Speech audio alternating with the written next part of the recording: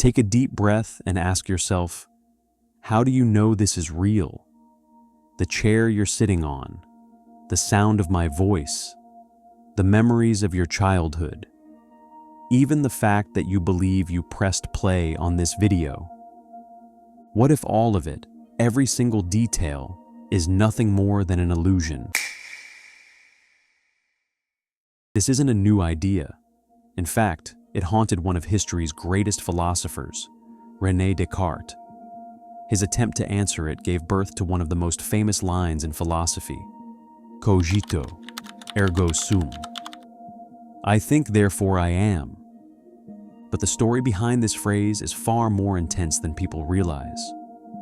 Descartes' journey into radical doubt was like peeling away reality itself, stripping away everything he thought he knew, until nothing was left, except one unshakable truth. So today, let's push our minds to the edge of reason and ask, do we actually exist? Part 1. The problem of reality. Every day, we rely on our senses. You see colors, you hear sounds, you feel textures, warmth, pressure. You trust your memory to tell you who you are and what you've experienced.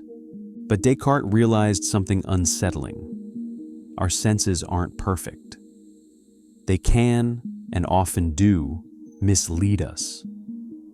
A stick dipped in water looks bent, though it's perfectly straight.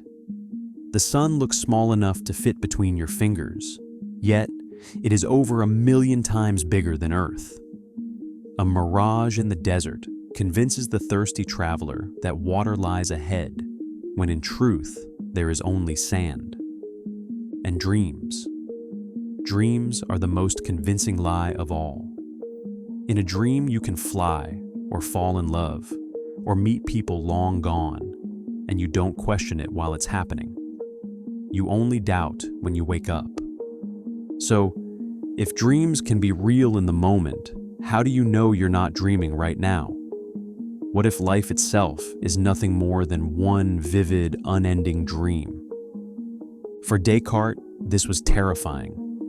If our senses can deceive us so completely, can we ever trust them to give us certainty about reality?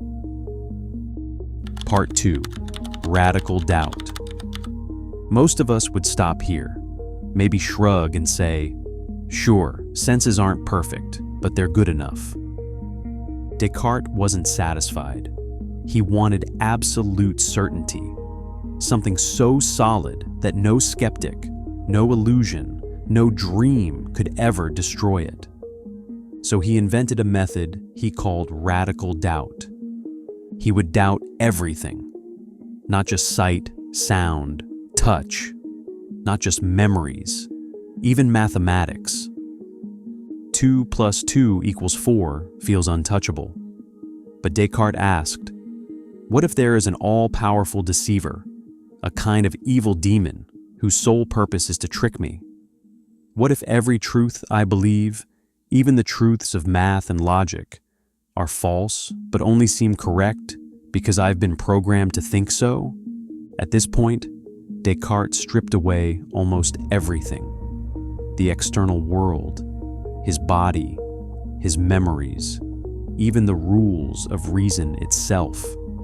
Imagine standing at the edge of existence and realizing that literally nothing can be trusted. That's the abyss he stared into. Part 3. The breakthrough. And yet, in this darkness, Descartes found a light.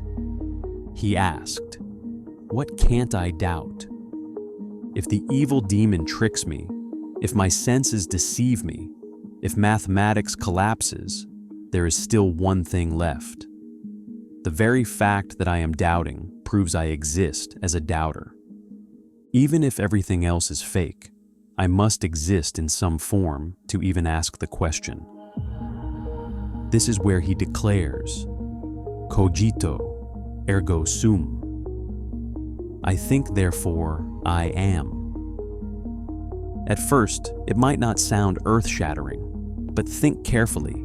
He didn't prove that the world exists. He didn't prove his body exists. He only proved that the self, the thinking subject, cannot be denied.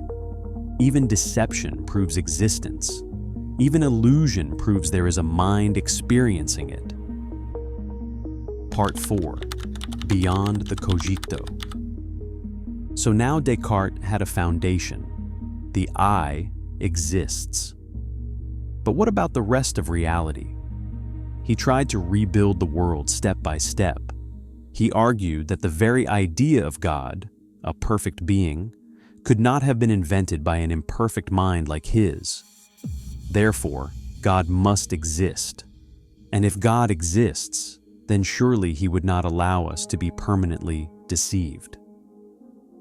Thus, Descartes concluded that the external world, mathematics, and the senses can usually be trusted. Not perfectly, but enough. You may agree or disagree with his theology, but the method itself changed philosophy forever. It forced us to separate subjective certainty, the I, from objective reality. And that tension still shapes how we think about truth today. Part 5. Why it still matters.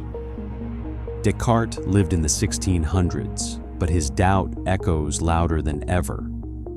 Think of the Matrix. What if you're just a brain in a simulation, fed signals so flawless you can't tell the difference? Think of virtual reality. Put on a headset, and instantly your brain buys into an artificial world. Or think of AI. When you scroll online, how do you know the words you're reading were written by a human and not a machine? The Cartesian doubt is not a relic of the past. It is the foundation of our modern anxieties about truth and illusion. At the very least, Descartes gave us one certainty. Your conscious experience cannot be denied. Everything else, still up for debate. Part 6. The mind-body problem. But there's a twist. If the self is a thinking mind, what about the body? Are they separate?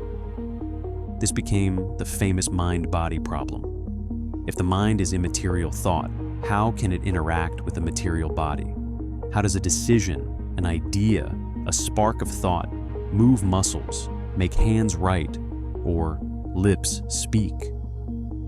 Descartes struggled with this, and centuries later, philosophers, neuroscientists, and AI researchers are still struggling with it. So let me leave you with this. What do you think is real? Is it enough to say, I think, therefore I am? Or is reality something bigger, or maybe something stranger? Drop your thoughts in the comments. Let's see if we can outsmart Descartes together.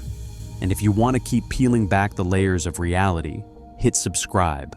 Because next time, we're diving into Plato's cave, another mind-bending story about truth and illusion. See you there.